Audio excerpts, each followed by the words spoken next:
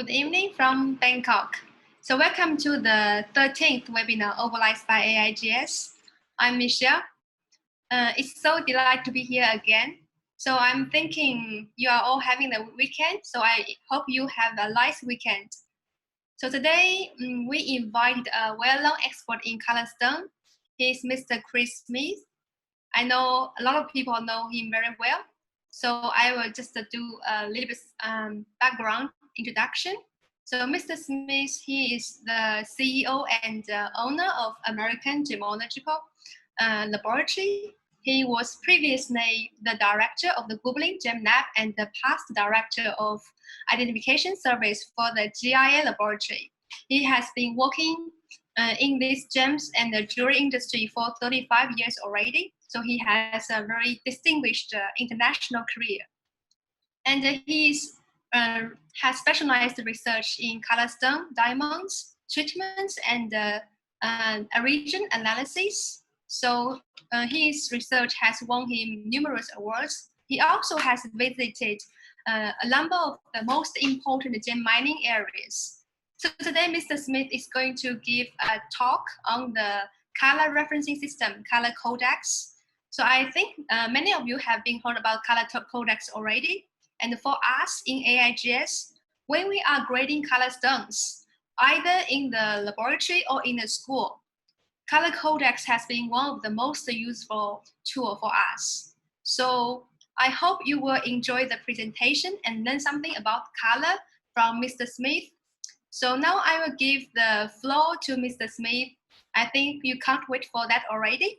So hello, Mr. Smith. I will try to invite you first so we can hear you. I think you are here already, right? So I'm trying to invite you to talk to everyone and say hello to everyone. Okay. So hello? Here you are. Can you hear me? Hello, Mr. Smith. Yes, we can hear you. How are you? I'm very good, thank you. It's early Saturday morning, but I'm happy to be with you. Okay. So today you will give the talk, very interesting talk about ColorCodex. So now I will give you the floor so you can try to share your screen. Okay, so let me, just for everyone, I'm not so familiar with doing webinars, so please stick with me. I'm going to share the screen here and see how, just a moment. Share. So everyone can hear me or hear Mr. Smith, right? So I just want to check because I saw Crouch in the chat say you can't hear us, right? I hope, okay, so you can hear me, right? You can hear Mr. Smith. Okay, great. So you can hear me? Everyone can hear me? Yes, so everyone can hear us. Yeah. Okay. So first I wanted to say again, so now hello to everyone. I wanted to thank Michelle and the AIGS for inviting me to speak to you today.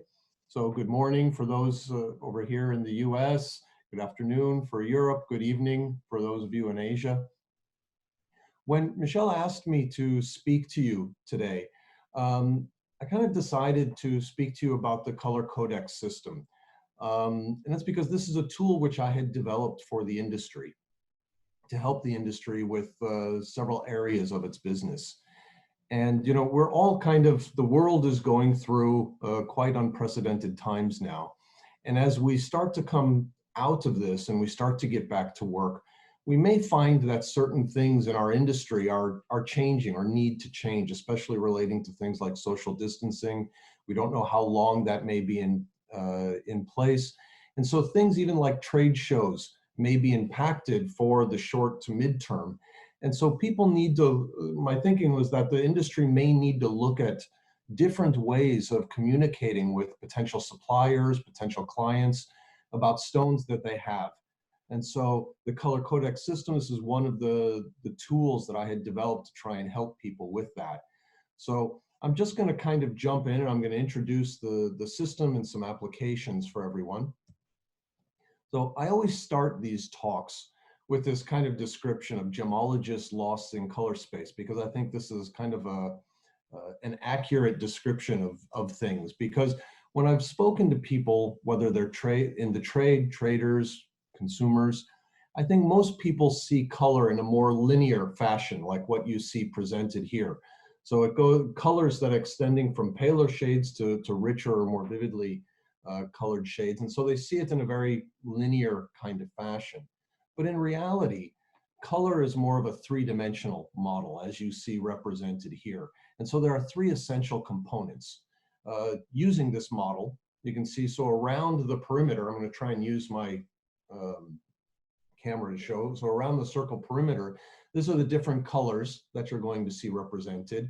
The center point in the middle, which is white, so extending out from here, this is saturation or intensity of color. And along the vertical axis, this is where you have lightness, the scale of lightness to darkness, or the influence of tone. And it's actually the combination of these three elements which merge or blend to give you the overall color appearance which you may see. And you can see it quite well represented with the little squares in this diagram. But this is a much more kind of complicated model for how to understand really what's happening with color. There's a whole science that's devoted to color, and so it is quite an in-depth and detailed area or field. And most people in the trade, as well as consumers, they really don't have the interest, by and large, from my experience, to kind of go into this. And so in the industry, what we've tried to do is we've seen the integration or the use of different systems to try and help communicate color. So some of the systems that have been used in the past have been borrowed from other industries. You have the Munsell color book, you have the Pantone color book. These are developed for the paint industry, the print industry, the textile industry. We also have some products like the Gem Dialogue or World of Color, which were developed specifically for the use of stones. But all of these tend to be on a paint or a print type of format. And so there are certain limitations which I'm going to talk about. We also have some computer-based or internet-based systems. GemiWizard, I think, is the one that's most well-known. I think you had a webinar about this a little while ago. Omar from the ICA lab also kind of mentioned at the Congress last October that the ICA was going to look into developing something like this. But all of these systems, they have a certain kind of fundamental limitations. And the biggest part of that limitation relates to the gamut of color which is achieved through these various methods. And so this diagram that you see here, this kind of illustrates in that central region the extent of color that can be reproduced either through print or through the various techniques that we're talking about. The outer web or mesh of color that you see is actually what we can perceive. So you see the eye and what nature can produce, actually. So the eye and what nature can produce actually extends outside of that. And so I want to show you what this means kind of in real terms. I'm using pages from the Munsell book because Munsell, outside of the gemstone industry, Munsell book is one of the standards for colors, standardization. And that's why, obviously, it's been adapted for our gemstone industry. But here you see a ring, which was submitted to the laboratory some time ago. And I put it on the kind of appropriate page of the Munsell color book so that you can kind of see. The first thing that kind of strikes you is this is a transparent faceted gem. And so the appearance of a transparent faceted gem is kind of hard to translate against an opaque, flat paint chip. At the same time, the nuance of the hue of the color is kind of not well represented on this page of the Munsell color book, but this was the best match we had. And there's an intensity or a vividness to the color, which also you don't see represented on this page. And this is in the yellow region of color. When you go to the red region of color, you really see where the limitations come into place. Because this here, the stone that you see in the lower right, this was a very, very nice ruby that came into the laboratory. It had really a beautiful, remarkable color. And this is it's sitting on the Munsell color book, the page of the Munsell color book, which came as close as the system has to this particular ruby. And you can see the nuance of the color, the shade of the color of red that we're dealing with, as well as the vibrancy and the gamut of color, just isn't able to properly or adequately represent such stones. And so these are the fundamental kind of limitations which we're encountering with the systems that have been available up until now. And so just as a kind of summary where this has led to is that we've had over the years several products that have been available to the industry, but none have been kind of broadly accepted or broadly adopted throughout the industry.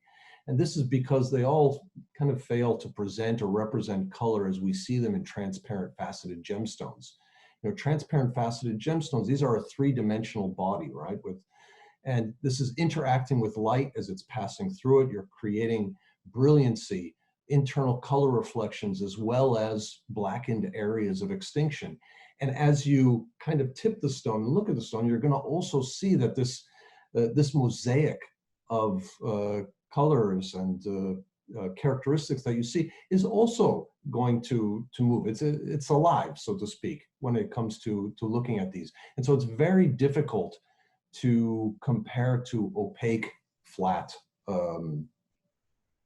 color comparison sets. And so I lead to this because I think this discussion of trade terms, it's obviously a much bigger discussion, but I think we find ourselves in the situation of trade terms because of the fact that we haven't had really a good or adequate system for presenting or representing color in gemstones. But the question is, does this actually accomplish, are these trade terms actually accomplishing in the practical sense what the industry was looking for?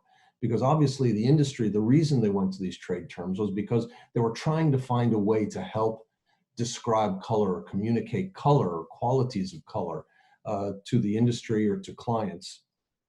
But this is something which, I always use this reference, diamonds, decades ago, you had things like Wesselton, top Wesselton, river. These were terms, kind of broadly generalized terms to communicate color. And the diamond industry recognized already decades ago that if it wanted to move forward in a good and a healthy way, they needed to get away from these kinds of terms. And I just find it a little bit ironic that the colored stone industry is actually going back to things such as this. But this is because we haven't had an adequate system to help with the topic of color. And so this has led to what I describe as this color conundrum. Because the ironic thing for me is that once you take white diamonds out of the picture, our industry is all about color. It's an industry that's centuries old and it's all about color. Yet we don't have a good system. We haven't been able to develop a good system for really representing color or referencing color for the industry. And so this is what led me about 3 years ago to start looking into this topic from a different approach. And I tried to kind of overcome these challenges that the other systems have had. And this past year in Tucson, in February, we officially launched the ColorCodex system. Now, I also want to give credit to the predecessor of this. What inspired me to do this was a system known as the ColorScan, which was developed by AGL and another gemologist, Cap Beasley, back in the 70s. But this was produced at the time only by on a small number, and it's not commercially available today. But it was the inspiration for what we have and what we find with the ColorCodex system today. So what I want to first kind of explain a little bit the challenges that you have with faceted stones. And that's because the faceted stones, the appearance, the overall appearance of a faceted gemstone, this is really a mosaic of features. You have brilliancy, you have internal color reflections, and you have blackened areas of extinction, as I had described before, and you see them represented in these images. And so this is why, or one of the main reasons why the other systems don't properly present or represent color as we see it in a colored stone. So this was one of the things that I looked at with this ColorCodex system. And so one of the innovations that came out of this system is we have patterned color windows which create the impression of brilliancy as well as blackened areas of extinction. And as a result, it kind of best mimics the way we see color in transparent faceted gemstones. Another advantage of the system is we have significantly expanded the gamut of color, dramatically expanded the gamut of color, which we were able to achieve. And it's an observer-based system, so it's easy to use. It's actually quite intuitive once you start working with it. But most importantly, it allows for consistent and repeatable results.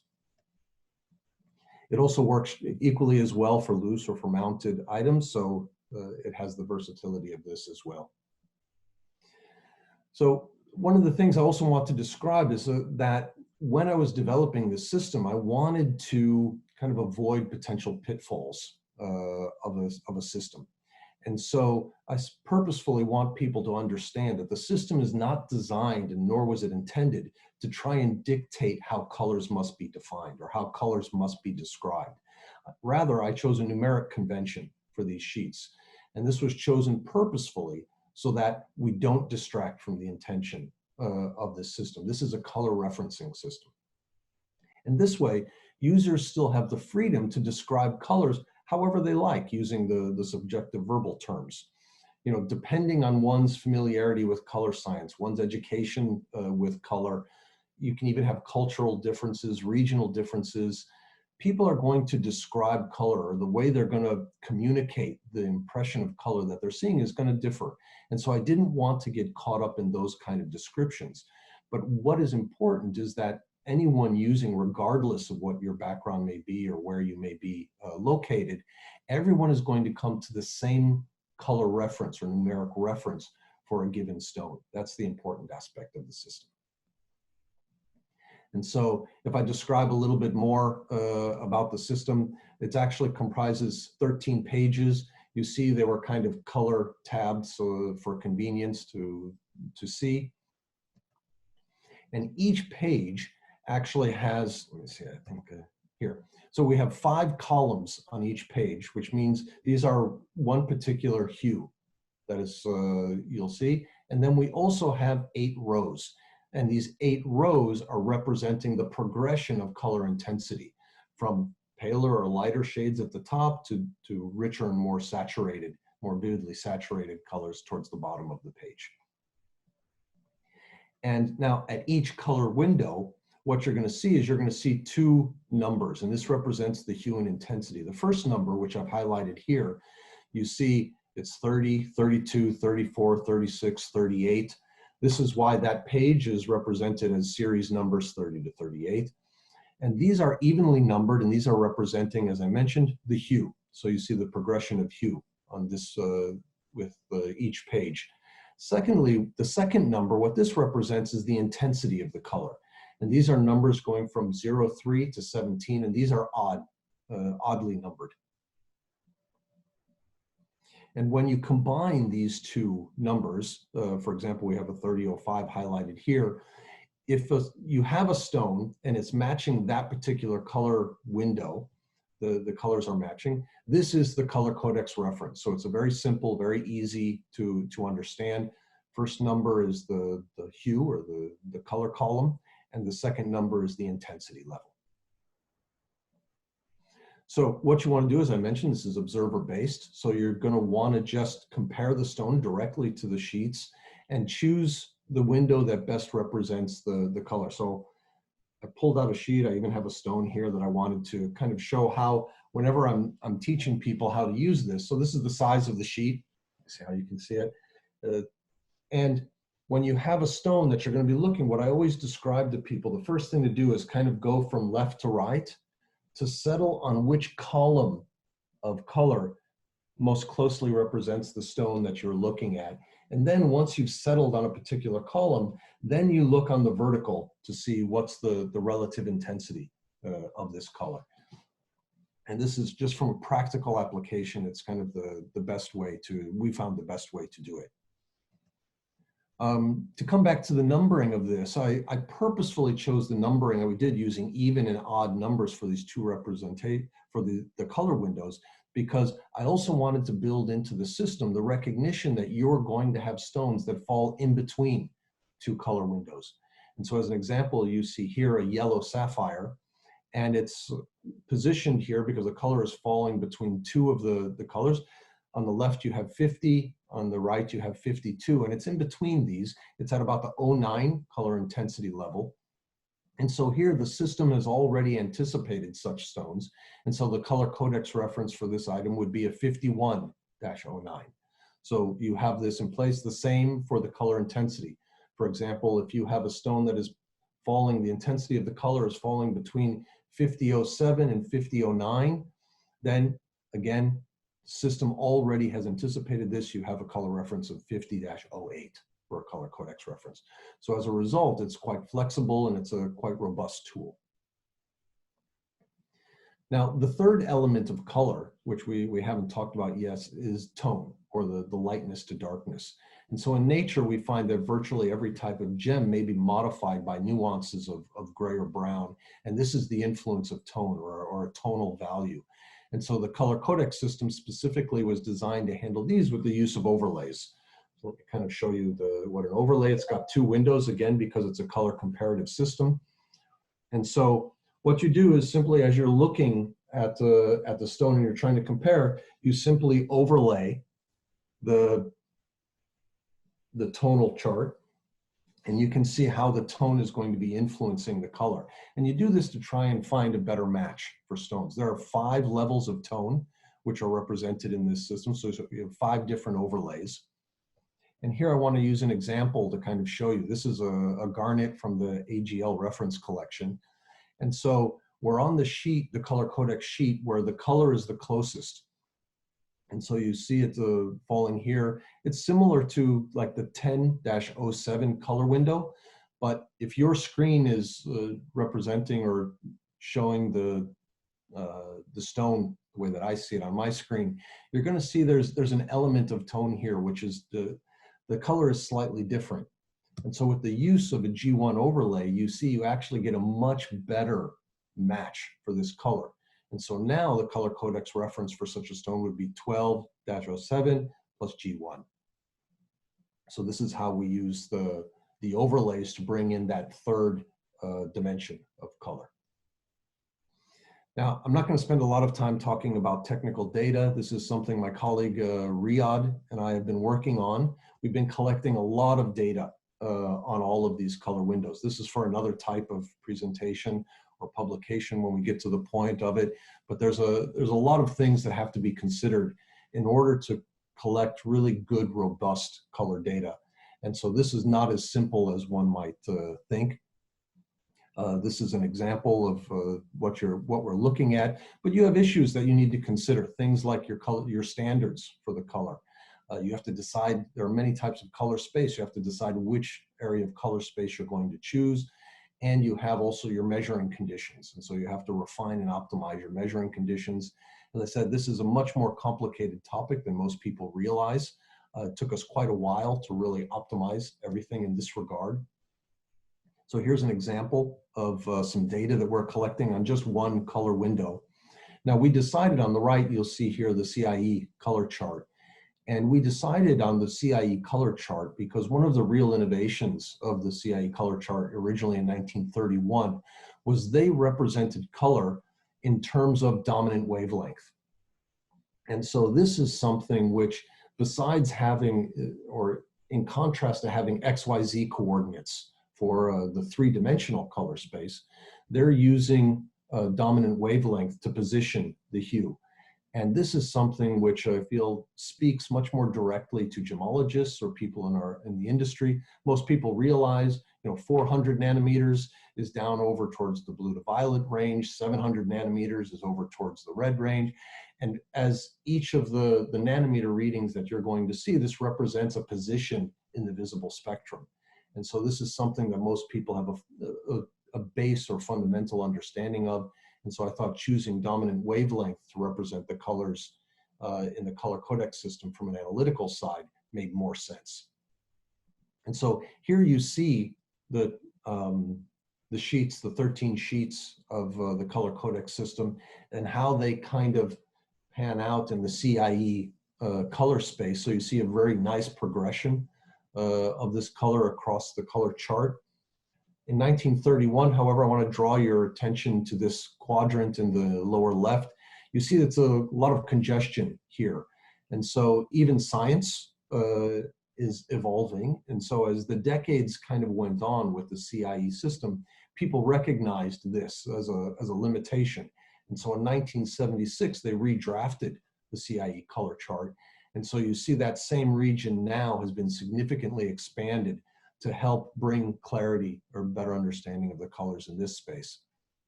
And so we're actually, when we're plotting them, we use both charts. We find them both very good and very adequate. And again, you see a very nice kind of progression of the sheets across the color system.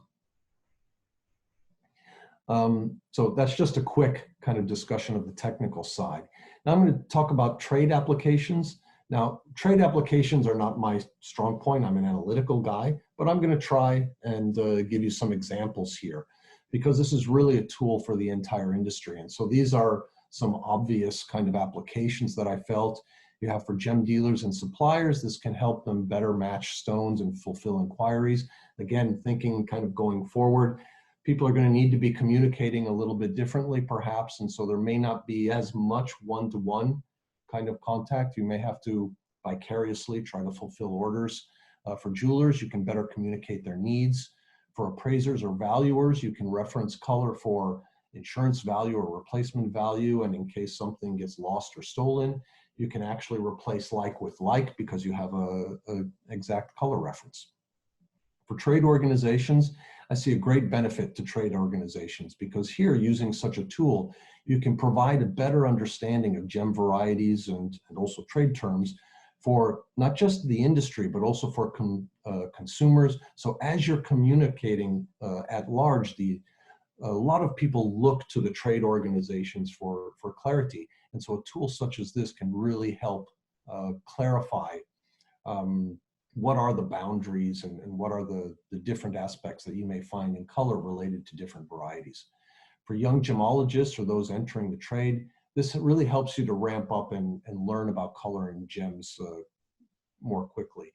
As Michelle was indicating, the AIGS is incorporating the color codex system in their education. The GEMA is also including it in their education, and that's because this is helping shorten the education process. Most of us had to learn through attrition, so it took time to really have an understanding of color, how the color of a savorite is different from the color of an emerald, or what happens when you start to add the influence of tone and so on and so forth into these. This is a tool which allows you to kind of demonstrate that, explain that, and utilize it much, much quicker. For laboratories, this is where I'm most familiar. We can use this system to establish better criterion and consistency for color descriptions that we want to use, but also for varietal calls, and for those labs that are using trade terms on the reports, also allows them to refine a structure for this as well. So I'm going to give you an example of what I'm kind of thinking here. And this is a stone also from the AGL reference collection. It's a chrome tourmaline. And so I'm going to pretend I'm a jeweler and I'll say I have this chrome tourmaline, but I want to find a match for it. I want to find a pair. So I'm going to call up a supplier, one supplier or two suppliers, so forth. And I'm going to explain to them, this has got a very nice color. You know, it's oval, it's this weight, it's got these kind of dimensions, but how to try and describe the color in a way that the person I'm speaking to over the phone understands is challenging. So a supplier may have a stone such as this, and it's also got a very nice color. It's the right shape, it's the right size. So this can look like an adequate pair for the stone or match to the stone. So normally what would happen is you would send these stones to your client for approval. But let's look at it in terms of using the color codex system. So the first stone that I showed you had a color codex reference of 68-10. The second stone that I showed you had a color reference of 70-10. So the intensity level is the same as far as that. The hue is a little bit different, not a lot, but a little bit different, but there's also a tonal aspect to this stone because it required the overlay. So it's still close, but because you have the color codex system, you're able to fundamentally look at the things side by side. And so you can decide for yourself. Certain people may think this is a good enough match for them. They would go ahead and say, yes, this works for my needs, and please send it to me, and you can finish the business. Others may be a little bit more strict. They may say, no, I want something that matches better. And so this would then save everyone the time and the cost of sending a stone out and having to send it back because it didn't quite adequately match the stone. And obviously everyone is using pictures today, but pictures, depending on the computer screen or phone screen that you're using, depending on the lighting that was used, depending on what kind of color manipulation had been done to it, you can't always rely on this. This is a tool where when you have it, the color consistency is very, very good. And so the next one I'm going to use is actually tourmaline, because this is a more challenging one. Tourmaline colors are often very, very difficult to try and describe. There are several times that we get tourmalines in the laboratory where I'm kind of scratching my head, and I talk with the other gemologists in the lab and say, okay, how do we see this color? How do we want to describe this color? And so here's one. It's got some pink, it's got some orange, and you want, again, there's going to be a client. This time I'm going to make all of you the jeweler, and you're going to be looking for a stone to match this piece. And so you contact your suppliers. So one supplier, they've got a stone like this. It's a pink, it's got a little bit of orange in it, so they think it might be a good match. Another one has a stone like this. Also, it's got some pink, some orange. Now here you see there's an influence of tone. There's a little bit of brownish in the color. It wasn't described perhaps when they were talking to the client, but again, when the two people were speaking, but again, you don't know how everyone is communicating the color that they're looking at. And then you have a third stone.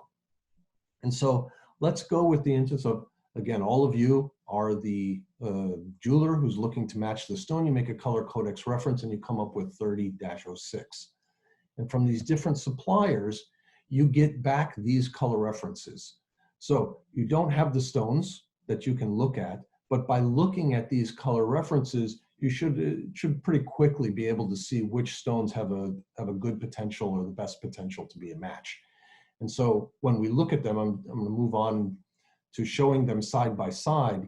You'll see, for example, the first stone, the stone that you're looking for, you're in the color column of 30. The stone that's on the right is in the color column of 24. So this is quite far apart. You see the stone when they're next to each other. Obviously, it's got too much pink to be a good match. Beautiful stone, but it's not a good match for the stone. The next one that we see, okay, the color column is now 27, so it's closer to 30. The intensity level is the same, but here again, which I described, you have a tonal value, which is also present in this stone, so it required the G2 overlay. And then the third stone, which is the 3005, here you're in the exact same column of color. The only difference you have is a slight difference in the intensity of color between an 05 and an 06. And so when you know, even without seeing the stones, you're going to have a very good match. And this is, for most people, should be an adequate match. So it helps you to define. So I'm just trying to demonstrate applications. Here I'm going to move where I'm more comfortable. This is the laboratory applications. And so here, even when we started with this, we didn't see the potential for all applications. One that I like to describe is with unstable colors, sapphires with unstable colors. I'm sure most of you are familiar with this issue that's kind of entered the industry in the last few years or a couple of years. And so these are stones that have a trapped hole center. And sometimes these trapped hole centers are stable, and sometimes these trapped hole centers are unstable. And when they're unstable, they can be inactive or they can be active. And sometimes this can lead to sometimes quite dramatic color differences. And so we've found from a practical side in the laboratory, the color codex system is very, very helpful to kind of establish the color in the active state and establish the color in the inactive state. So that in the future, if anyone has a question, they can come back. We've got these color references, but it also helps us to set the boundary or criterion for when we decide to disclose as an unstable color. Because you have this whole progression of just very subtle shifts in color to much more distinct or dramatic shifts in color. And at a certain point, it becomes to the extent where you feel, okay, this needs to be described or disclosed as an unstable color center. And the color codex system helps us to be consistent in that, to set these boundaries and to be consistent. But where I really see the benefit for the industry, for labs, is in variety designation. So here are just some obvious examples using corundum, topaz, tourmaline, garnets, and spinel. And so here I'm going to talk a little bit more about this. So this is actually a slide that I borrowed from Michael at the SSEF. He gave a presentation on this topic at the Swiss Gemological Conference last year. And so here he's explaining, you can see on the top, on the upper right, you have two different ways that we're looking at trying to set, as laboratories, what we're trying to do is set boundaries for color varieties. So one is based on color only. So this is just the visual appearance of the stone.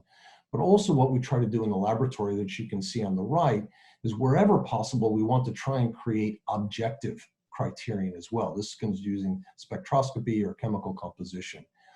And how labs have looked at trying to set these boundaries in the past, you can see two options. Most of us, we've looked at creating master stone sets or reference stones. And for any of you who have actually gone through the process of trying to create a master set, this is an arduous task. You have to look at a lot of stones before you're really able to select the ones that represent the colors that you're trying to represent. And that's just for one set. Now imagine you're an organization which has 2 locations, or maybe you have 3 locations, or 5 locations, or 10 locations. You have to now replicate that set. And so you need to find the exact same color of stones in order so that all of your branches can have and the same type of master set. And then imagine it's not just one organization, but you're trying to get consistency across the industry. So you're involving many different organizations. Now you're trying to, again, exponentially expand the number of master sets which you need to create. And this is why you start to see where harmonization and standardization has been so difficult. One, finding the stones. 2, the budgets necessary to acquire these stones. Different organizations have different budgets. And this is where you see the development of color charts. Michael uses the Munsell and the color codex charts. And this is where these are coming in, because these are more broadly available to everyone. Michael's showing here a sapphire, which he uses the color codex to kind of show the range of color for his royal blue. But here I want to break these down a little bit, and I want to show the applications with the color codex system. So the first is just based on color appearance alone. And so here, corundum is a perfect species of mineral to use this because you have many gem varieties which are based strictly on the color. But the one I want to focus on is really this ruby pink sapphire border, or what I more appropriately describe as a ruby non-ruby border. And so on the right, you see a progression of stones from a lighter shade of pink to a more intensely saturated red. And at some point in time along this, you're going to see that the stones transition to what the industry may call a pink sapphire and what the industry may call a ruby. But is it really just an indication or a factor of color intensity? What if the color of these stones, you start to increase the amount of purple? At what point is the stone no longer classified because it's too purple? On the opposite side, as you increase the presence of orange, at what point does the stone would no longer be classified as a ruby? So you not only have the hue, so it's going to range from all the way from a purple red through a pure red to an orange red, through the color intensity. And then you also have the third element, which is the tonal value, which is going to be on the lightness to darkness. And so no system up until now has been really able to represent that well. And this is why you don't have a good standard in place for the industry yet. That is up until now. The color codex system is actually very well suited to helping the industry address issues like this. And so for the first time, we can get a lot of organizations together, we can get a lot of laboratories together, and we can start to discuss things like this and really have a material impact on improving the understanding of what makes a stone a ruby. In the color codex system, this is the first sheet of the color codex system, just to kind of show you how we've kind of mapped this out a little bit in the AGL lab. We used actual stones here. So the first thing that should kind of strike you is the fact that actually the designation of a pink sapphire is much broader than most people probably realize. Excuse me. As you progress to the left, you're going to see increasingly more purple coming into play. But as you increase the saturation, there's a point where you're no longer being classified as a pink sapphire, but you're not a ruby either. You're more in a fancy sapphire range. Where you first start to see the ruby designation is in the lower right-hand corner.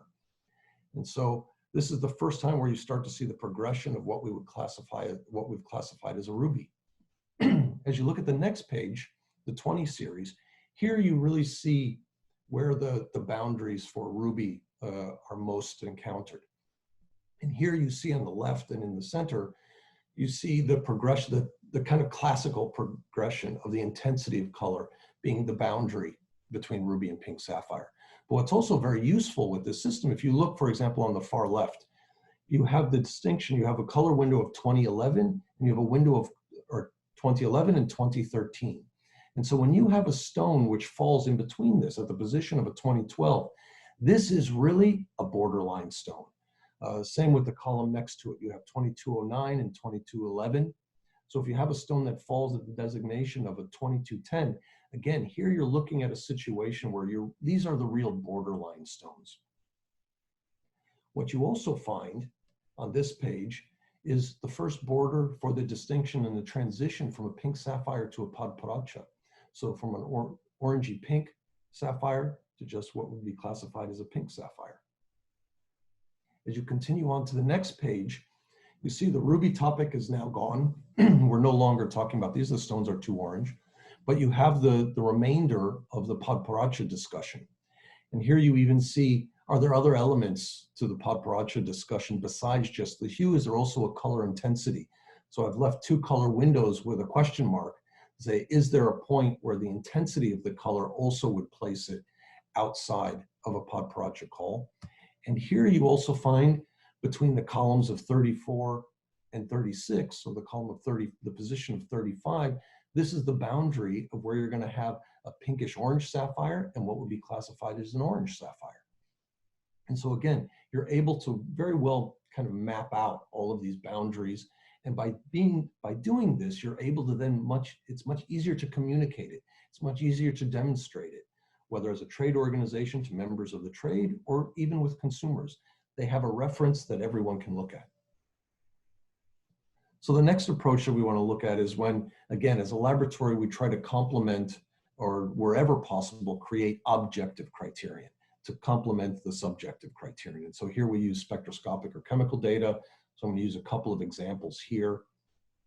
One that I did recently and which was published in Color magazine, it talks about the precious topaz and imperial topaz. So these are two terms which have a long traditional use in our industry. However, if you look in publications and if you look on the internet, you see that these two terms are really in many, many areas, they're virtually interchangeable. There's so much overlap. In general, I think there was an understanding that precious topaz was a little bit more on the orange side or the yellow side, whereas the imperial topaz was more on the kind of reddish orange or pinkish orange to pink color side. But when you're looking for references, written references in publications or on the internet, you see these are overlapping a lot. However, we looked at this from the laboratory side to see if we couldn't then kind of respect these old terms, but create more objective kind of criterion. And we did that through spectroscopy in the presence of chromium.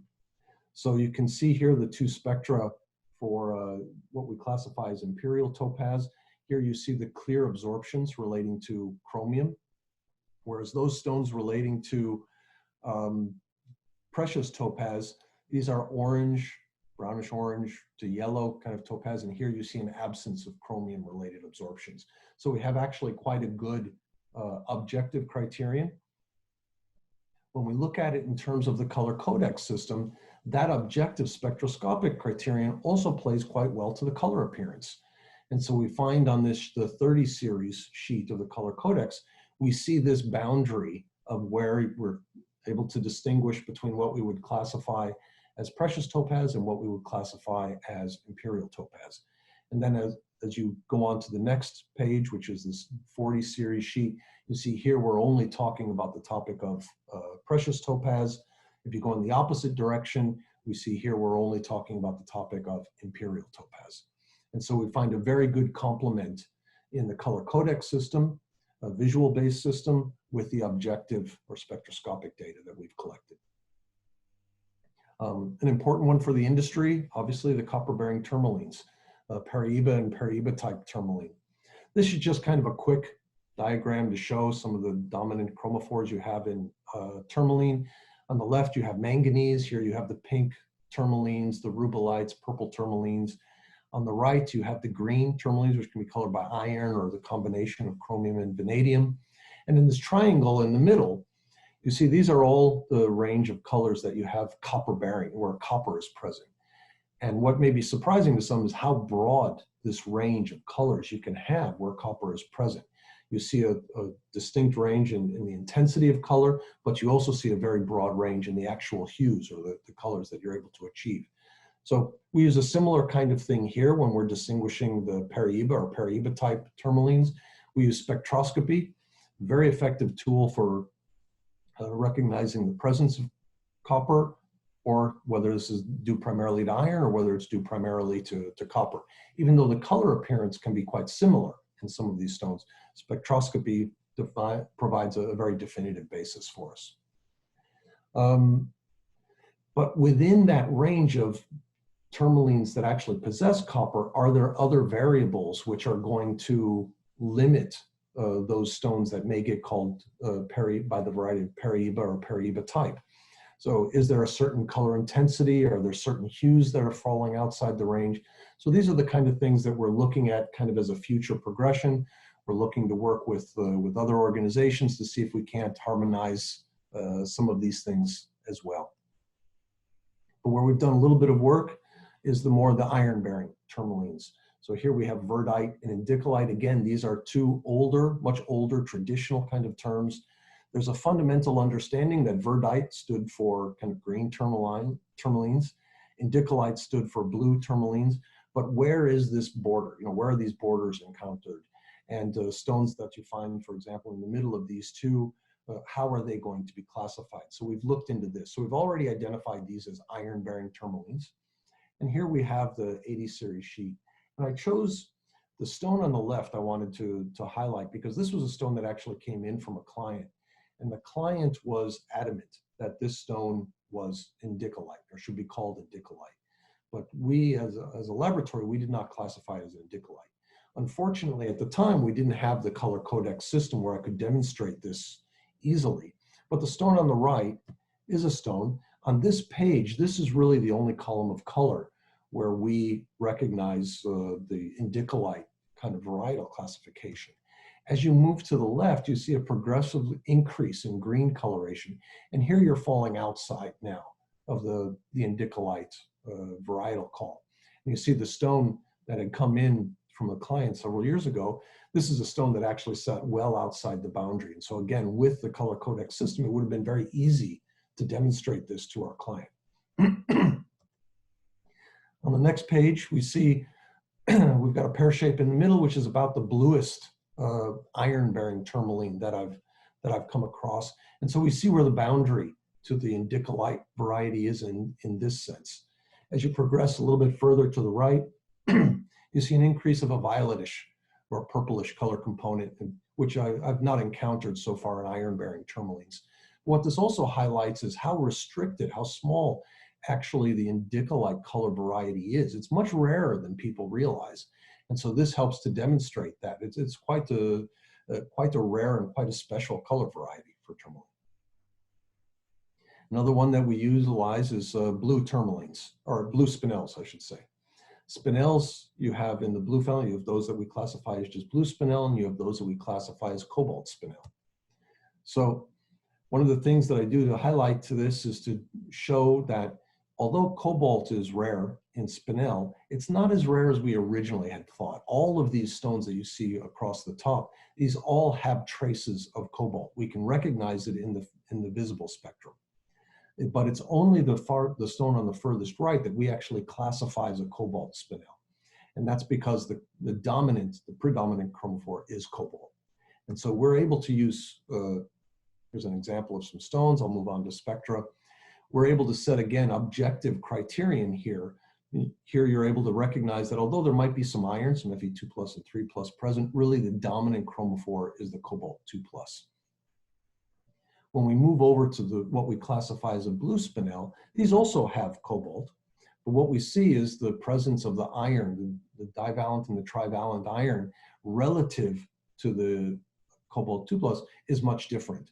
And so iron is a much more important influencer of the color here. And so you start to fall out. You could have others such as chromium and vanadium, which can also be in effect. But we start to see how we have set up objective criterion to distinguish those stones that we would classify as a blue spinel or a cobalt spinel. And when we take that criterion, one of the things that we separate those stones, one of the things that you also see is that actually visually they look different also.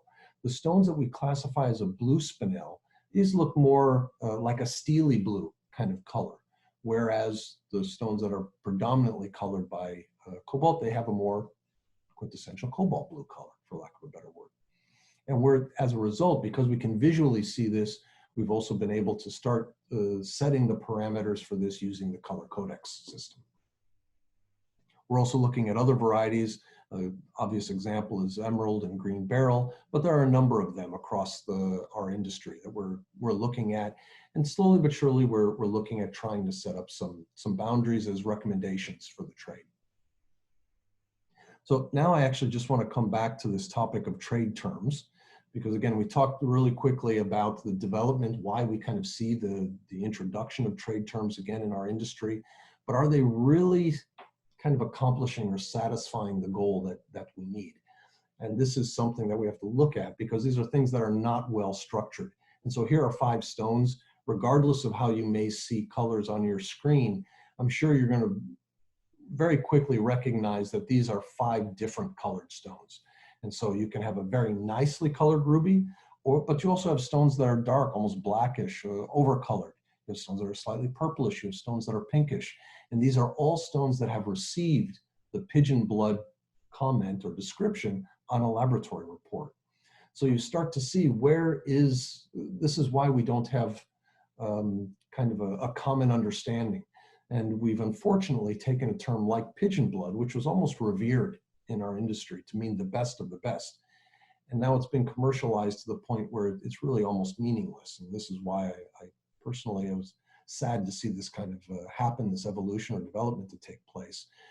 I'm coming back to this slide with the Munsell Color Book, because this is to again demonstrate why systems like the Munsell Color Book haven't been able to be helpful in answering these questions. What if we want to use these terms, pigeon blood, royal blue, and so on and so forth? We need to set boundaries. We need to set definitions for them so that it has meaning. And up until now, with the use of, for example, you see with the Munsell color system, this hasn't been possible. And so you may hear some gemologists have expressed on other webinars that there's not ability to create these kind of standards for pigeon blood, universally accepted for pigeon blood, or for even the ruby and pink sapphire borders. But this was because of the limitations of the technology that was used in these other systems. However, when we look at the ColorCodex system, this is actually ideally suited to help answer these because of this expanded gamut of color that we've been able to achieve, and the fact that the way that these are produced, because they present and represent color more the way we see them in stones, it's a much more effective tool at helping us to answer these questions and really address some of these questions for the industry to help bring better clarity, better understanding, and better structure. And here's another slide with a succession of stones that received pigeon blood calls. I don't want to harp on this too much, but all of these received laboratory reports. So now, if somebody was to be offered a stone, you can ask for a ColorCodex reference and actually see what is the pigeon blood color that's being offered to you. And so now you can have a reference to understand and an expectation of what you should receive. So just to kind of quickly summarize here. This was a system, again, I developed this because of a real need that I felt the industry had. It was developed for this industry, specifically for appraisers, for valuers, jewelers, gemologists, gem dealers, laboratories, and so forth. It's an observer, it's a direct observer-based color comparison. This is allowable because it best mimics the way the color is seen in transparent faceted stones. And it's very easy to use, it's very intuitive, but most importantly, it allows for consistent and repeatable results. For anyone who's interested, there was this publication of In Color magazine we published information on the system. We showed the number of the slides that you have here. They're printed there for reference. Or if you want to see, there was a presentation given at the ICA Congress last October on the Color Codex website. You can also see that presentation for those who are interested.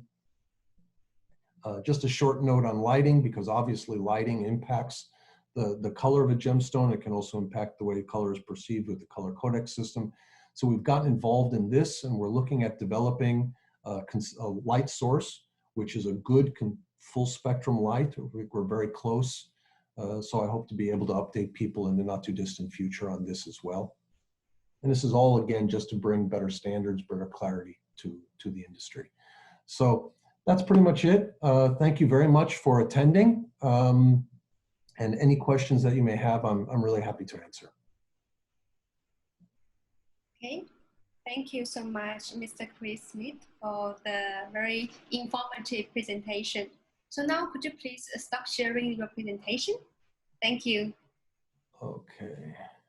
Yes. Yes. Okay, so here I can show my full face. So thanks again for this wonderful presentation. So now I got the chance to learn how to use the color codex system from the small window just now. So I'm so happy because last year in ICA gathering, so we missed the chance to learn from you directly because we got the chance to talk to your staff. So now we finally know how to use it, teaching by you. So thank you so much. So now I'm going to launch the polling because Mr. Smith has a small quiz for everyone. So please be patient and try to feel free to answer this question because this is anonymous. So I'll do this for you. Launch the poll. Are there any questions that attendees have? I'm also happy to answer any questions that attendees may have. Yes, there are some questions. I will let you know. So I just take a look about the questions and I will tell you later, okay? So now I will do the introduction about the next webinar first. So here is the thing I will try to share you can take your time and feel free to answer the polling. I would like to announce our next webinar is about the application of the Raman spectroscopy in gemology. So I want to introduce to you first. Okay, so our next webinar, we will invite Professor Luz Lasdala, and he will give the presentation in the applications of Raman spectroscopy in gemology. So I think many of you who are working in the research institutes or the universities, you got the chance to use Raman spectroscopy. So you can come to, feel free to attend this webinar. I think it's very interesting and very useful also. So please pay attention to our social media and we will share the link there soon.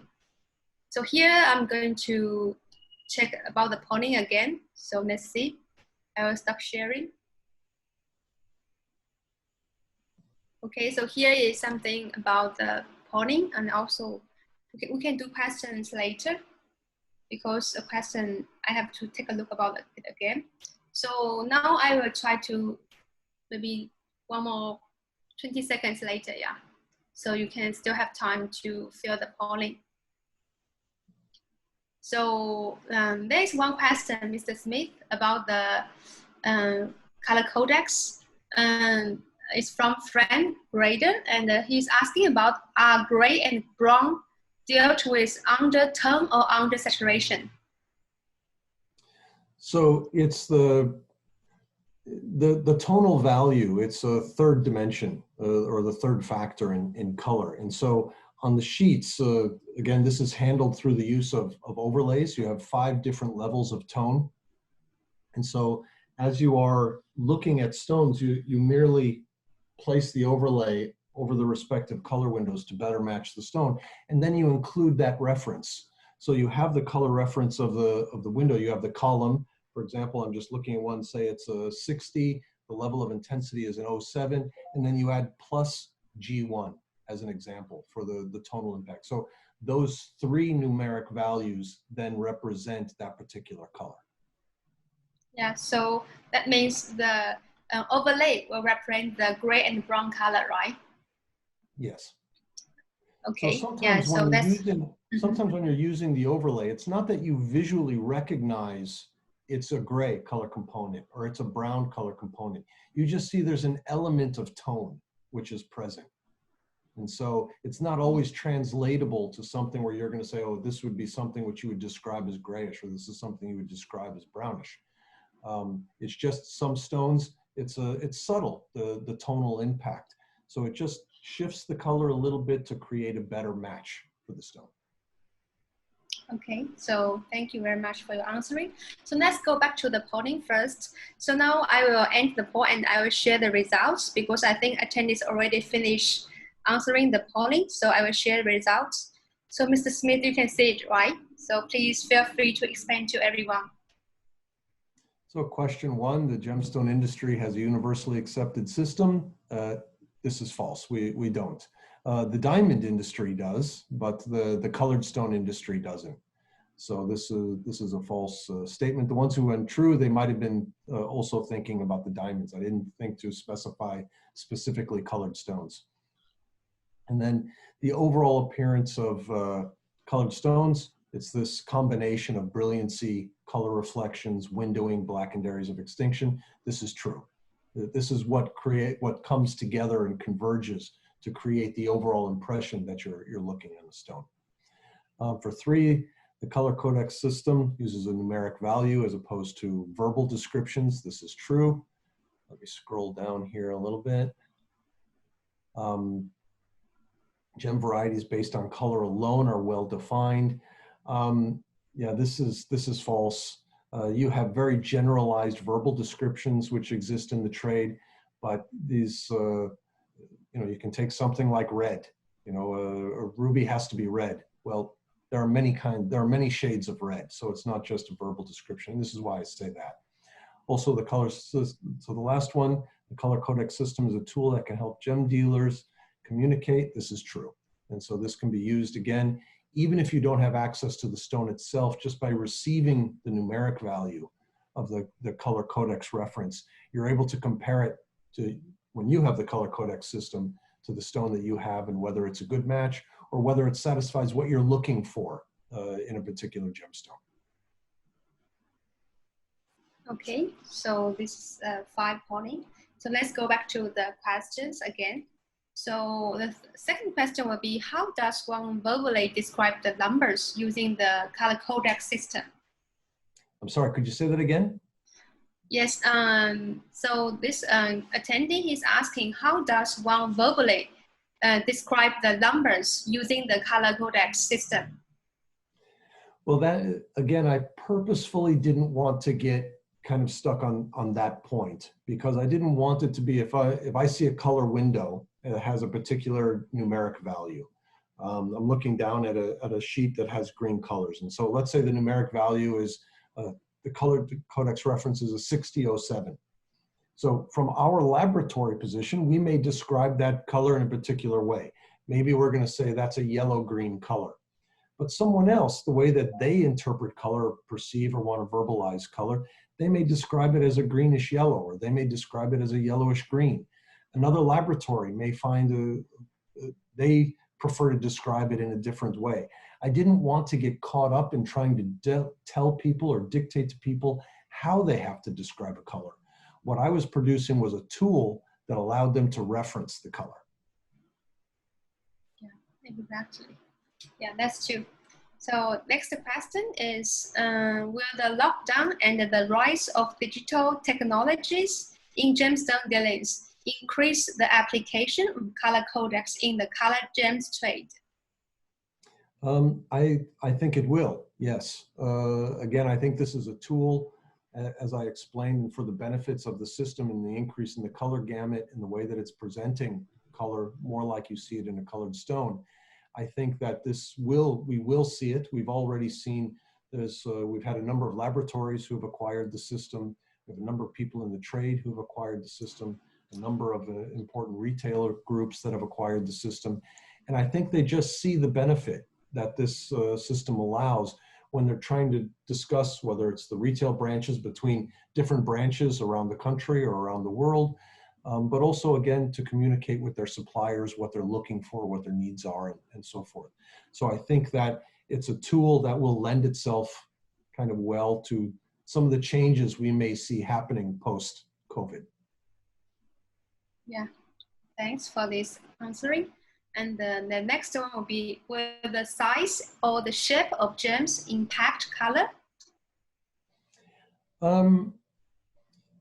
That's a tricky one. It's a geometry question, right? So yeah, exactly. The shape and cutting style can kind of impact the color impression. So if you're doing a color reference for an emerald cut stone, you're going to want to be matching it with another emerald cut stone. If you try to compare an emerald cut with an oval modified brilliant cut, you might get a little bit of a different color reference, but you have a different geometry in that respect. One of the things that you need to handle, though, is windowing is an issue that you need to kind of contend with. And so in the booklet, we kind of suggest how to handle the topic of income, when you don't have a full brilliancy, so you have windowing, how you want to address that when making color codex references. Yeah, exactly. Yeah, this one focuses more on brilliance, not about the shape. So what about the next one? So to what extent does a stone's fluorescent reaction impact the color description or also its color stability? So this is why we need to have a standardized light source, because the different color temperatures different temperatures of the bulbs are going to impact the color of many gems. And so this is something why we need to develop kind of a good full spectrum bulb. We actually don't have one presently in the industry, but I think we're close to being able to offer one up for the industry. Okay, yeah. So I think the next one also is similar about that one. So it's from Miro. So he's asking, first he thanks you very much for the excellent presentation. So he's asked how color codex can handle gemstone with fluorescence color, and taking an example, what will be the plate code for Burmese pigeon blood and the so-called Mozambique pigeon blood? Are they different by the tone only? So these are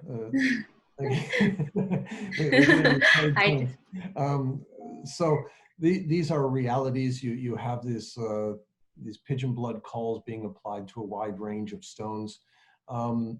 Just if I can use an example that we had from the ICA Congress last year, and it kind of shows the kind of how easy the system is to use. I had some dealers, some traders come that had not seen the color codex before, but they were looking at this. They wanted to say, how are we going to be able to communicate the difference of this ruby, which is a very nice color, to the difference of another ruby from a very nice color. And so independently, he and we looked at the color codex, and I told him this is the color codex system is perfectly suited to handle this.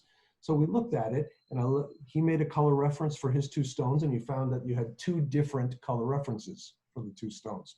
Both very nice colors, but two different color references. And when I made the color references, we actually made the exact same color reference. And so I've been working with the color codex system for a long time. It's kind of understandable that I would be able to quickly come up with a color reference. But he had looked at it just for a few minutes, just a couple of minutes, and he was able to make a color reference. And the same color reference that I was making. Now, obviously, he's a knowledgeable person in the trade. He has a lot of experience, so he's used to looking at color. He's used to recognizing nuances and differences in color. So the color codex system really helped him demonstrate that if he wanted to speak with one of his retail clients in another location. So you do find that what gets called pigeon blood of a Mozambique origin. You have those with higher iron and those with lower iron. They also tend to have different color codex references. Or you have stones like Burma, which have a lower iron, but maybe higher vanadium content. They also get a different color codex reference. And so the system is able to highlight these differences and demonstrate these differences. Yeah. Okay, so one question is about how can we use the color codex to bicolor stone? Okay, yeah, bicolor stones, again, in our pamphlet in the beginning, we kind of address this, because the only way to really do a bicolor stone is you make two separate references. So you make a color reference for one area of color, and you make a separate color reference for the other area of color. And so it's the most straightforward way to do it. Yeah, that's true. Maybe use two color reference system. So now is one more about the question. Can this system replace a collection of master color stones?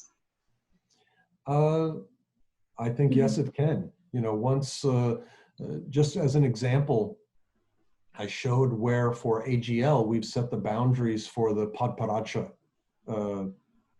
color variety. So you have those stones on the pink border and you have those stones on the orange border. And up until now, or prior to the color codex, I had a whole line of stones that I had collected that were showing different ranges of intensities. But as it stands today, what we use the color codex system. So it's much more repeatable, it's much more consistent. And again, for those who have it, they're able to then use the same standards. You know, just as a kind of side story, one of the people from the trade that acquired the color codex system, he called me about a stone that he was being offered. He had to make a decision on whether to buy it or not. And he wanted to know whether this would be a Padparacha in the AGL classification.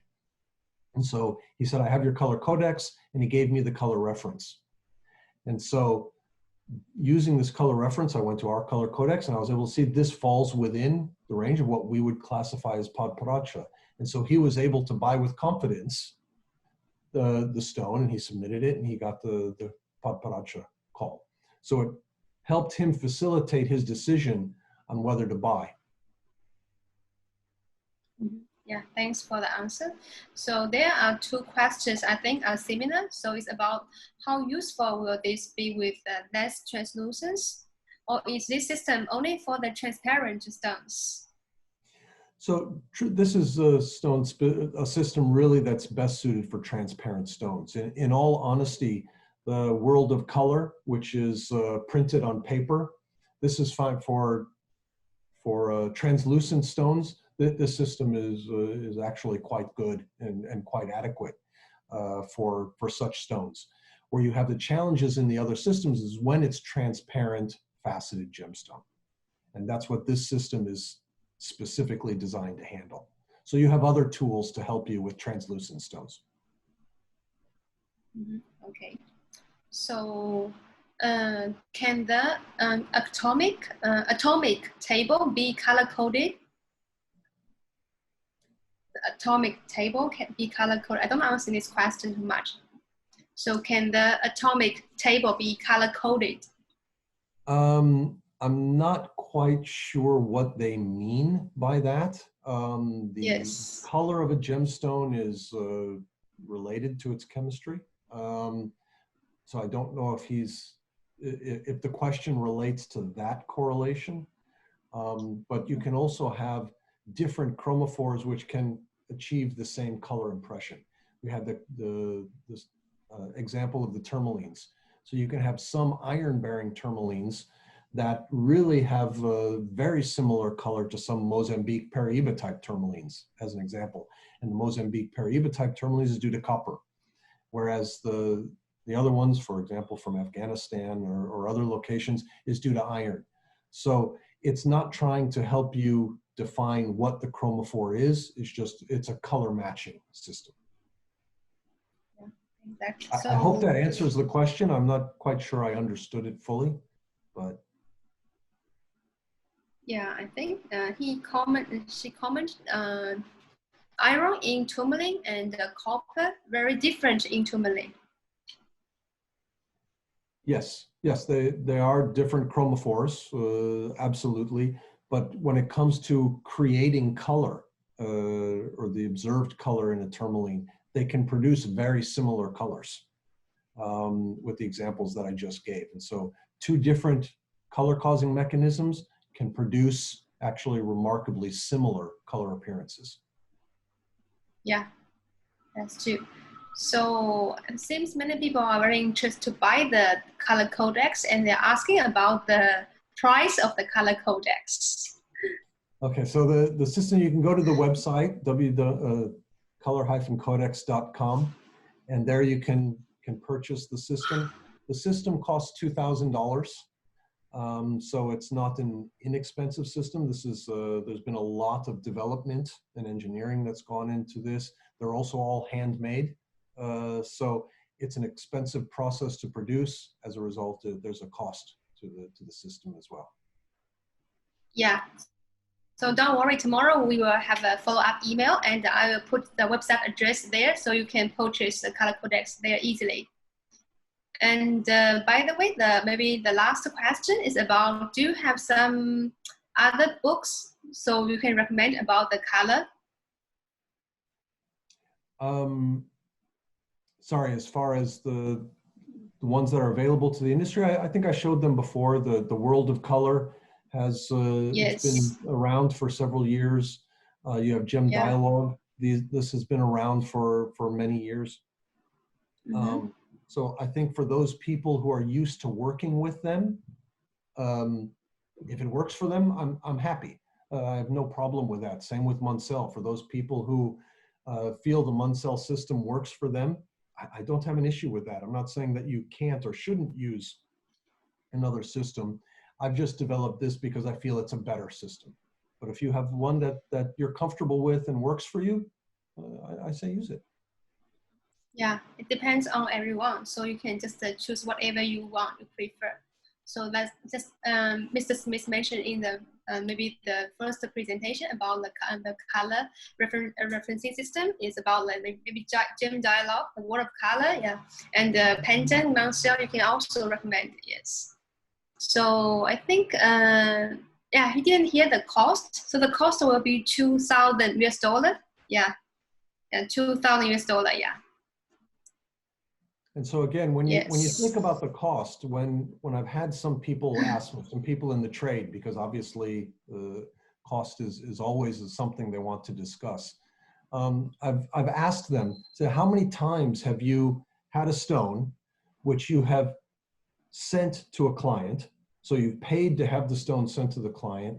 They look at it, but it's not satisfying what they need, so you have to pay to send it back. So you have insurance, you have shipping costs and everything else. How many times have you done that? And what's the cost of that? And so this system can help you mitigate those costs. So you're actually saving money from sending stones unnecessarily, just as an example.